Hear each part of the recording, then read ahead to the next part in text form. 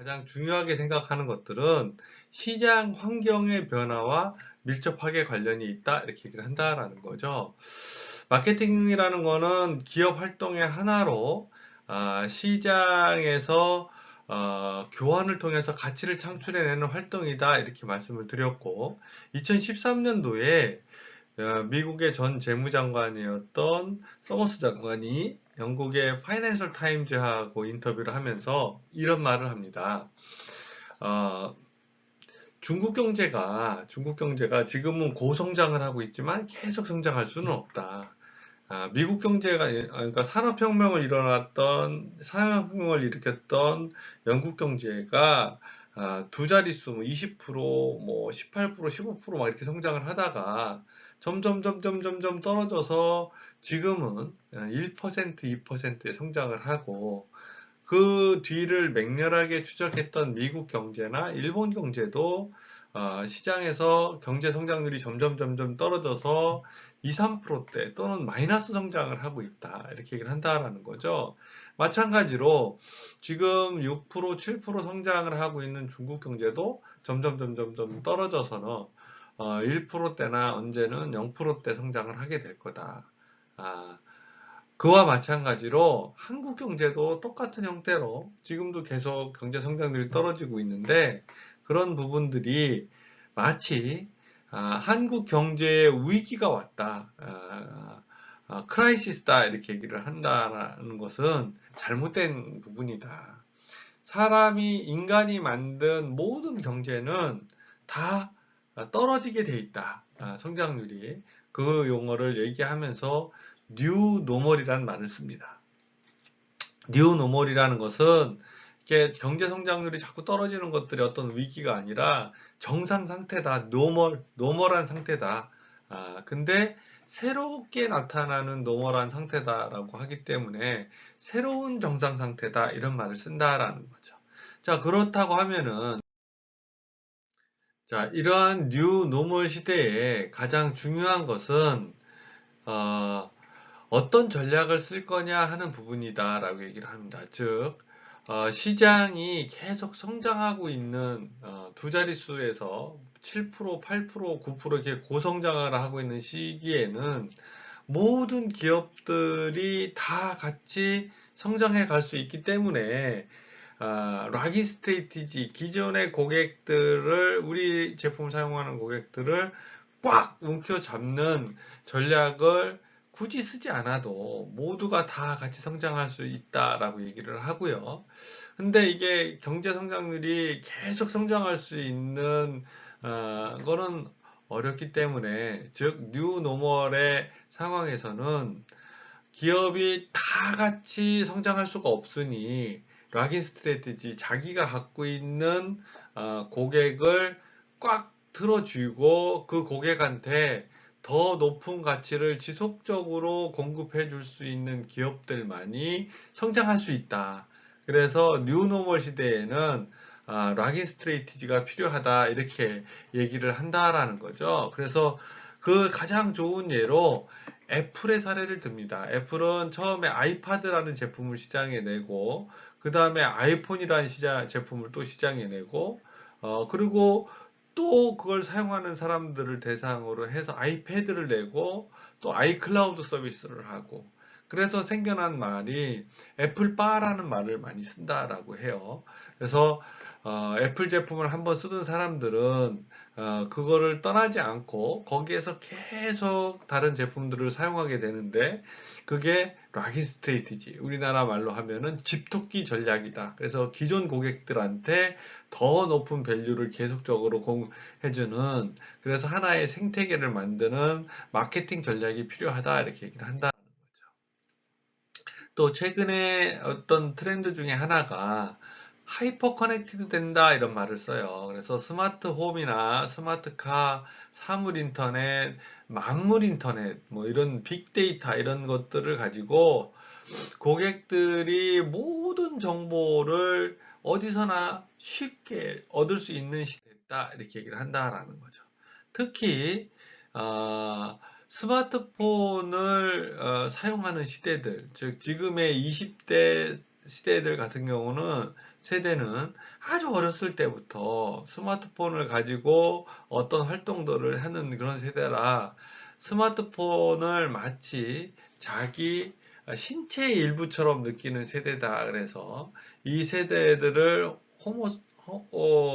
포노사피언스의 시대다 이렇게 얘기를 할 정도로, 즉 사람의 뇌 구조는 밈 이론이라는 이론 때문에 자기가 보는 정보의 양에 따라서 어떤 성량 뇌의 지식도 똑같이 비례해서 움직인다라고 하니까 초연결되어 있는 시대에 고객이 많은 정보를 가지고 있고 어떤 경우에는 고객이 제조사보다 더 많은 정보를 가지고 있는 경우가 있다라는 거죠. 이런 시대의 마케터로서 마케팅은 어떻게 전개돼야 되느냐 것들을 우리가 보통 하이퍼 커넥티드 소사이어티 시대에는 디퍼런시에이션 스트레티지가 필요하다 이렇게 얘기를 한다라는 거죠. 즉 차별화 전략을 어떻게 쓰느냐에 따라서 시장에서 성장을 하기도 하고 아니면은 성장을 못하기도 하고 하는 특성들을 가진다. 즉 시장에서 우리 제품이나 서비스를 구매하는 고객들은 구매 행동의 5단계를 거쳐서 구매 행동을 합니다. 즉 문제를 인식하고 정보를 탐색하고 대안을 평가하고 구매하고 구매 후 행동하는 이 5가지 단계를 거치는데 이전에는 이 5단계를 거치면서 많은 정보를 갖고 있지 않았었는데 지금은 정보 탐색 과정에서는 SNS나 블로그나 아니면 이런 정보들을 얼마든지 얻을 수 있고 대한평가에서는 다른 사람들의 평판 아니면은 후기, 댓글, 구매도 패턴이 지금은 해외 직구라는 부분들이 활성화되고 있고 구매 후 행동에서도 자기들에 대한 느낌이나 이런 것들을 다 공유하고 있기 때문에 이러한 고객들의 정보들을 어떻게 잘 우리가 파악을 해서 경쟁사나 다른 기업하고 다른 전략을 가져갈 수 있느냐 이거를 디퍼런시에이션 스트레이티지다 이렇게 얘기를 하고 이 차별화 전략을 잘 가져가는 기업들이 시장 환경의 변화에 대응할 수 있는 전략이다 이렇게 얘기를 한다라는 거죠. 그래서 요 두 가지를 좀 정리해서 말씀을 드리자라고 하면은 뉴노멀 시대에는 성장률이 점차적으로 줄어들기 때문에 우리가 기존의 고객들한테 더 높은 가치를 계속적으로 제공하면서 고객들이 그 안에서 생태계를 이루게끔 하는 애플 같은 락이 스트레이티지, 고객 전략을 가져가는 게 고객을 꽉 틀어주는 전략을 가져가는 게 굉장히 중요하고 또 하이퍼 커넥티드 고객들이 점점 더 많은 정보를 가지고 있기 때문에 우리 기업이 제공하는 정보가 다른 기업들보다 좀 차별화가 돼 있어야 된다. 그걸 디퍼런시에이션 스트레이티지다 이렇게 얘기를 한다라는 거죠. 그래서 고객이 구매하는 각각의 단계, 문제인식, 정보 탐색, 대안평가, 구매 후 행동하는 단계마다 어떤 역할들을 해줄 거냐 이런 부분들이 기업 마케팅에서 중요한 요소로 자리를 잡고 이걸 잘하는 기업들이 가져간다 이렇게 얘기를 한다라는 거죠. 그런 것들을 잘하는 차별화 전략을 잘하고 고객들한테 더 높은 가치를 제공하는 기업으로 본다라고 하면은 시장에서 어떤 경쟁력을 가질 수 있느냐. 우리나라 자영업의 비율이 높은 곳으로 유명하고 그 중에서도 치킨집 같은 경우에는 경쟁이 워낙 치열해서 3년 이상 비즈니스를 계속하는 비율이 점점 더 떨어지고 있다 이렇게 얘기를 한다라는 거죠.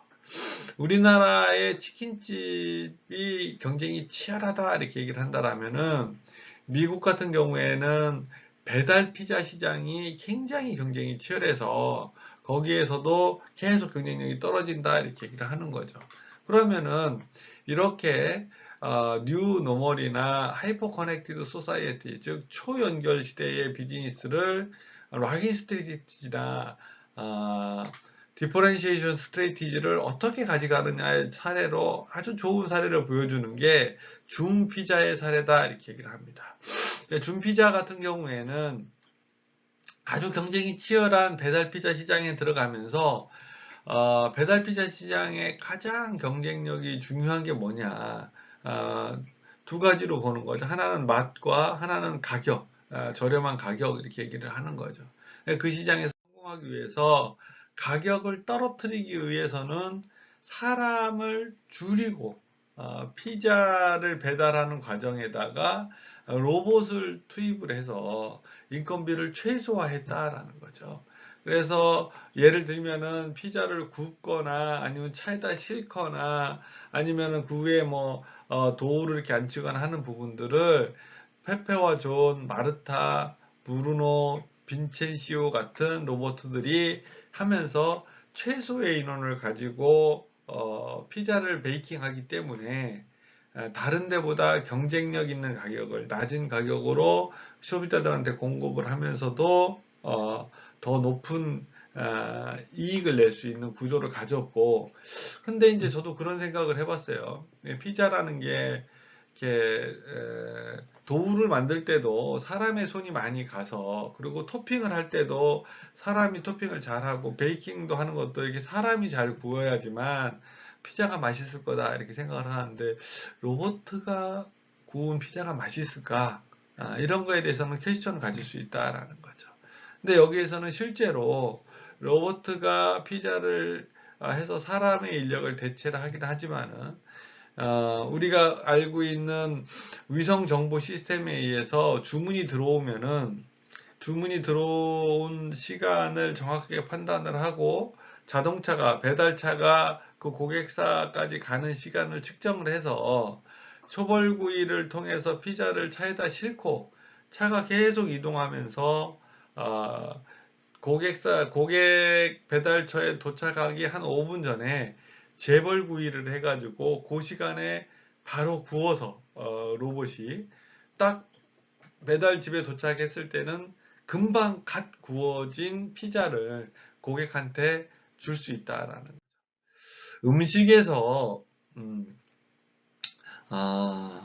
맛을 주도하는 요소 중에 하나가 바로 만들어진 음식을 바로 먹었을 때 맛이 가장 좋다 이런 얘기들을 해요. 그래서 최근에 수제 맥주가 이렇게 인기를 막 끄는 것도 사실은 공장에서 나오는 맥주들은 유통 단계에서 시간이 많이 흐른 다음에 사람들이 마시게 되지만은 수제 맥주 같은 경우는 그 장소에서 바로 제작을 해서 짧은 시간 안에 바로 고객들한테 제공해 주기 때문에 맛이 좋죠. 라면을 제일 맛있게 먹는 방법을 많이들 얘기하는데, 많은 사람들이 라면에 표기되어 있는 레시피대로 조리 방법대로 조리를 하면은 라면이 가장 맛있다 이렇게 얘기를 하기도 하는데, 사실 라면을 가장 맛있게 먹는 방법은 라면을 만드는 공장에 가서 먹을 때 가장 맛있다 이렇게 얘기를 한다라는 거죠. 피자도 마찬가지입니다. 바로 구워진 상태에서 고객한테 주면은 가장 맛있는 상태의 피자를 로봇이 만드는 과정에서 인건비를 줄여서 싸게 먹을 수 있는 방법을 만들어낸다라는 거죠. 이런 부분들이 이제 마케팅적으로 다시 돌아봐서 생각을 한다면은 매스 마케팅에서 세그먼트 마케팅으로 다시 SNS나 IoT나 인공지능이나 이런 걸 통해서 원투원 마케팅으로 가는 마케팅의 변화의 가장 큰 영역이고, 거기서 사용하는 락인 스트레이티지나 디퍼런시에이션 스트레이티지는 마케팅적인 변화를 트렌드를 읽을 수 있게 하는 중요한 요소다 이렇게 얘기를 한다라는 거죠.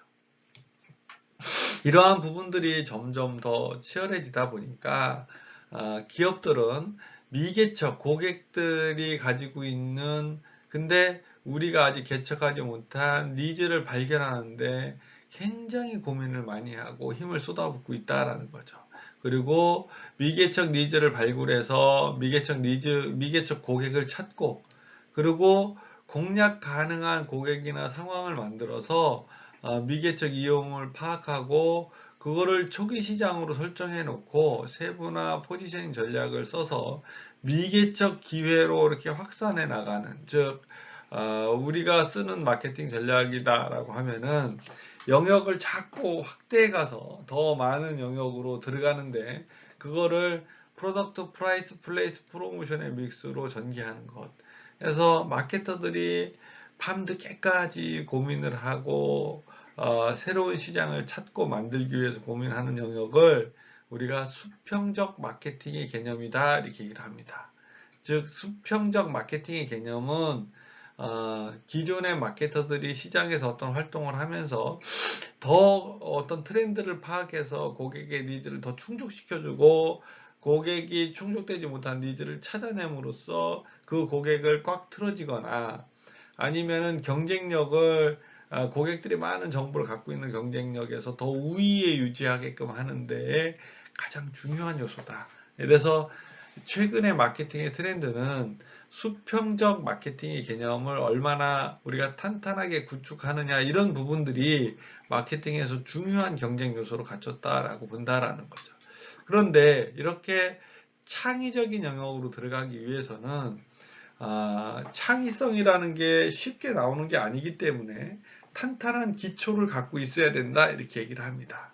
그래서 우리가 미개척 니즈, 미개척 고객, 미개척 이용상황, 미개척 기회를 창출하기 위해서는 어떤 것들을 해야 되냐면은 탄탄한 기초를 갖춰야 된다. 프레임을 갖춰야 된다. 그 프레임이 사람으로 말하면은 척추와 같은 역할을 한다라는 거죠. 중심을 딱 잡아놓고 그걸 통해서 좌우 팔이 움직이고 다리가 움직이고 고개가 움직이는 것처럼 마케팅에서도 수평적 마케팅을 잘 하기 위해서는 수직적 마케팅의 개념을 확립해 놓는 게 매우 중요하다 이렇게 얘기하는 거죠. 수직적 마케팅의 개념은 우리 기업이 마케팅을 통해서 무엇을 할 거냐 이거를 정하는 기업 수준의 전략을 얘기하는 게서부터 시작이 된다라는 거죠. 그래서 기업 수준의 전략은 보통 전략 방향을 설정하기 위한 활동들을 하는 거다.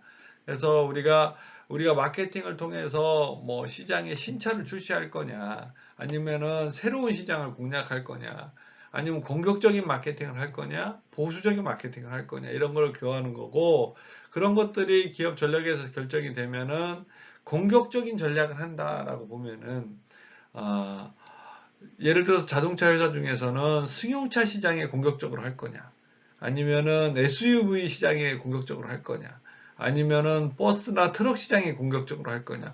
이거를 정하는 거를 사업 단위의 목표 수립이다. 이렇게 얘기를 한다라는 거죠.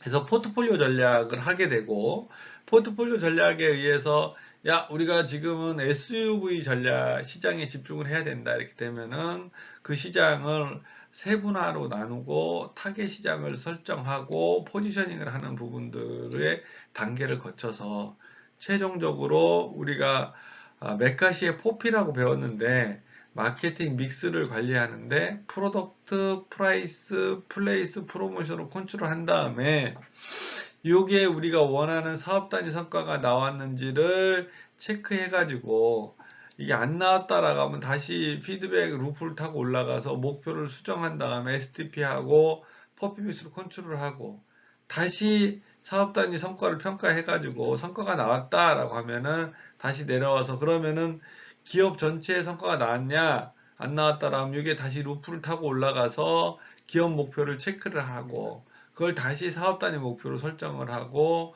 내려와서 제품 관리 프로덕트 프라이스 플레이스 프로모션으로 사업 단위 성과를 냈는지를 체크하고 사업 단위 성과가 됐고 다시 기업 단위 성과가 됐다라고 하면은 루프를 빠져나오게끔 하는 요 구조를 수직적 마케팅의 개념이다 이렇게 얘기를 한다라는 거죠.